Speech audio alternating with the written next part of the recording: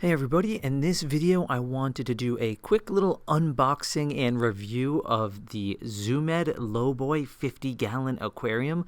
This has been a dream aquarium of mine for many years, as it has been for many pleco keepers. As you know, our plecos like a greater foot area on the tank. They don't really care about the height as much, so the Lowboy is kind of like the perfect pleco tank.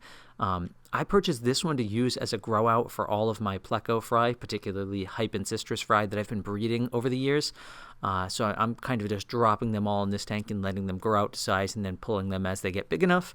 But this tank was not actually that difficult to find once I got in touch with the right people. So I reached out to the folks over at Zoomed. They put me in touch with all the different distributors, or I should say the folks that they distribute to in my local area. So I reached out to one of them. I got a price. I think it was $125 for the tank, which honestly was not that bad.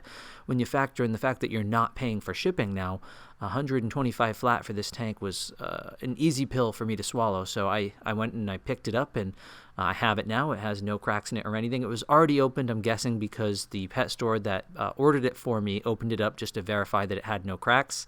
I'll probably kind of breeze through the unboxing aspect here and get to the reviews more, because I've already kind of had it running now for a few months. All this footage is footage that I took initially, and I'm just kind of voicing it over now. But my first initial thought when I got it out of the box, besides just being blown away at, I underestimated how long it was. 48 inches, I was underestimating how long 4 feet is.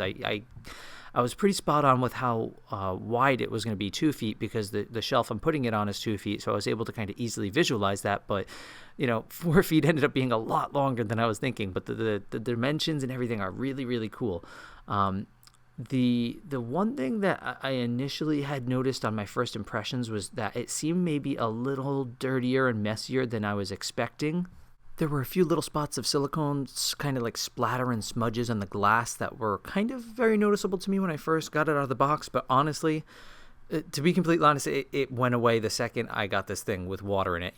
There was a couple ones that were, slightly on the bigger side that I used a razor blade to, and they came right off. And then like the little tiny specks, I wouldn't even be able to spot them now with the water in the tank. So just know that when you get it, if it kind of looks a little dirty and maybe like there's some silicone splatter and stuff, it actually doesn't look as bad when you get the water in it. And some of the silicone lines and the edges kind of looked slightly messy and not super uniform and even. But again, like I said, once I got water in the thing, I don't notice it whatsoever. So it's really, really not that big of a deal. And besides that, this thing was, in perfect condition. It didn't have like any true scratches in it, no cracks or anything like that. It hasn't leaked at all.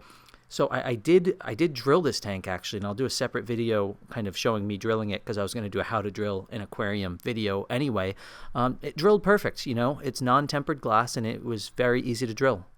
So fast forward now, a couple of months, I have this thing fully set up. I have a bunch of hype and citrus fry in here. I have the sponge filters in. You can see one fry up top there, some in the back. I have some wood in here, some ceramics. I have the heater in here. I have the temperature controller probe in here. I have this thing plumbed to my automatic water change system. It's drilled in the back so that it can overflow automatically. I have air lines running in. It's fully set up now. So I've gotten to use it for a while, and I love it. I really do. I only have one complaint about it, and it's the lid. I had to make my custom lid out of double wall polycarbonate. And the area is just too wide and too big. The polycarbonate wants to sag so badly, and it doesn't sag on my 20-gallon longs at all. It wants to sag very badly. So there's one of two solutions to this. Either I really need Zoomed to make a lid for this thing, something out of glass that's not going to sag. It's going to be a big piece of glass, don't get me wrong, and it's going to be super fragile to ship, I'm sure. But I need some lid for this thing. Or I need them to make a version of this that has a center brace, because the only 4-foot-long lids that you find out there all require a center brace. I have yet to find a good glass lid that does not require a center brace. And if anybody knows of one, feel free to let me know. But I could not find a 2x4 glass aquarium lid that did not rely on some type of center brace. And you guys might have actually noticed I did put my own brace in there. It's super glued in just below the rim, but even that brace that I put in is sagging. It's metal. I coated it with kind of like a Flex Seal type of coating so the metal wouldn't rust, but even that is sagging, so I can't get this polycarbonate lid to not sag. I'm thinking about actually running a little bit of wire through the very center of it and then having that wire run all the way up to the top of this metal rack that it's sitting on just above it, so that'll kind of hold up the polycarbonate. I don't know. I need them to come up with some lid for this thing that is easy to obtain and kind of just won't sag and will be easy to use. Besides that one gripe, I love this tank. The footprint on it is amazing. It's great for plecos. It's just a really cool looking tank in general that you don't see very often. And I'm really glad I finally got one set up. So if you guys are looking to get one of these, besides the lid, these are a really, really good tank. And I would highly recommend getting one if you want to keep plecos, because your plecos will love having this big of a footprint.